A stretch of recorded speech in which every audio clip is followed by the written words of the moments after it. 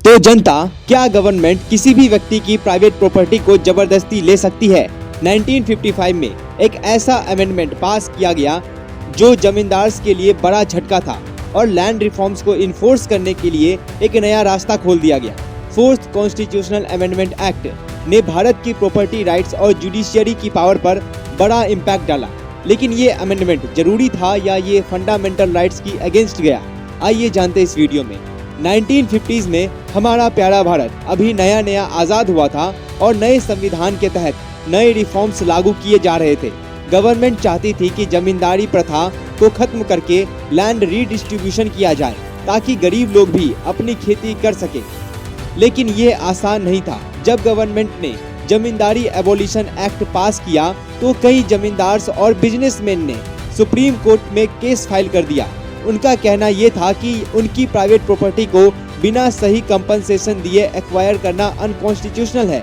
Supreme court ने भी कहा कि प्राइवेट प्रॉपर्टी एक फंडामेंटल राइट्स है आर्टिकल 31 के तहत और बिना एडिक्वेट कंपनसेशन दिए किसी की भी प्रॉपर्टी जबरदस्ती नहीं ली जा सकती।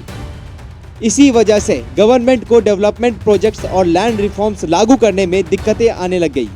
फिर जवाहरलाल नेहरू सरकार ने 1955 में फोर्थ कॉन्स्टिट्यूशनल अमेंडमेंट इंट्रोड्यूस किया। इस अमेंडमेंट का मेन फोकस था पब्लिक वेलफेयर के नाम पर प्रॉपर्टी राइट्स में चेंजेस। आर्टिकल 31 में चेंजेस किए गए ताकि गवर्नमेंट लैंड रिफॉर्म्स को बिना किसी जुडिशियल इंटरफेरेंस के इन्फोर्स कर सके। 9th शेड्यूल में नए लॉज ऐड किए गए जिससे सुप्रीम कोर्ट इन लॉज को जुडिशियल रिव्यू नहीं कर सके।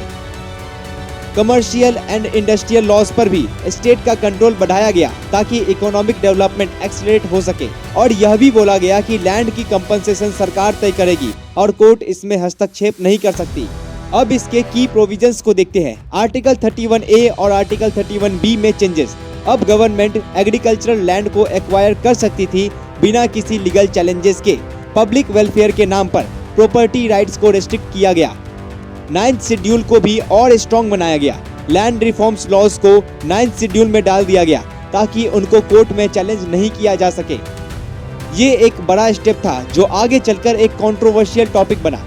जुडिशियल रिव्यू को लिमिट कर दिया गया। सुप्रीम कोर्ट के पावर कुछ स्पेसिफिक इकोनॉमिक और सोशल पॉलिसीज पर इंटरफेयर करने के लिए कम कर दिया गया। जब इतना कुछ हो गया तो अब इसका इम्पैक्ट क्या पड़ा भारत पर? लैंड रिफॉर्म्स एक्ट इन्फोर्स करना आसान हो गया। पहले सुप्रीम कोर्ट जमींदारी एबोलिशन एक्ट्स को अनकॉन्स्टिट्यूशनल बोल रहा था, लेकिन अब गवर्नमेंट बिना किसी लीगल रुकावट के जमींदारी सिस्टम को खत्म कर सकती थी। इकोनॉमिक पॉलिसीज और इंडस्ट्रियल ग्रोथ में गवर्नमेंट का रोल बढ़ गया। पब्लिक वेलफेयर के नाम पर गवर्नमेंट ने इकोनॉमिक सेक्टर्स में कंट्रोल और रेगुलेशंस बढ़ गए। जुडिशियरी वर्सेस पार्लियामेंट की डिबेट शुरू हो गई। ये अमेंडमेंट एक नया सवाल खड़ा कर दिया, क्या पार्लियामेंट जुडिशियरी से ऊपर है? क्या गवर्नमेंट के पास इतनी पावर होनी चाहिए कि वो किसी लॉ को 9th शेड्यूल में डालकर उसको जुडिशियल रिव्यू से बचा ले? यही डिबेट आगे चलकर केशवानंद भारती केस 1973 में एक बड़े जजमेंट का रीजन बनी, जिसमें सुप्रीम कोर्ट ने बेसिक स्ट्रक्चर डॉक्ट्रिन की थ्योरी दी। लेकिन इस अमेंडमेंट का एक और हिडन इम्पैक्ट था ट्रेड एंड कॉमर्स पर। कई प्राइवेट बिजनेसेस और इंडस्ट्रीज भी गवर्नमेंट के लॉ से प्रभावित हो रहे थे। कुछ लोग आर्ग्यू कर रहे थे कि सरकार ट्रेड और कॉमर्स में इतना इंटरफेयर क्यों कर रही है। पहले आर्टिकल 301 से 304 तक भारत में ट्रेड और कॉमर्स की स्वतंत्रता, freedom of trade and commerce की गारंटी देते थे। लेकिन अब आर्टिकल 305 में अमेंड करके सरकार को इंडस्ट्रीज और प्राइवेट बिजनेसेस पर कंट्रोल बढ़ाने की पावर मिल गई। क्या बदला गया? स्टेट गवर्नमेंट अपनी इंडस्ट्रियल पॉलिसीज बना सकती थी बिना आर्टिकल 301 फ्रीडम ऑफ ट्रेड की रेस्ट्रिक्शन के। गवर्नमेंट अपनी मोनोपोलीज एस्टैब्लिश कर रही थी। कोई भी ट्रेड या बिजनेसेस अगर पब्लिक इंटरेस्ट में नहीं है तो उस पर रेस्ट्रिक्शन लगाई जा सकती थी। अब इसका इम्पैक्ट बिजनेस और ट्रेड पर क्या हुआ?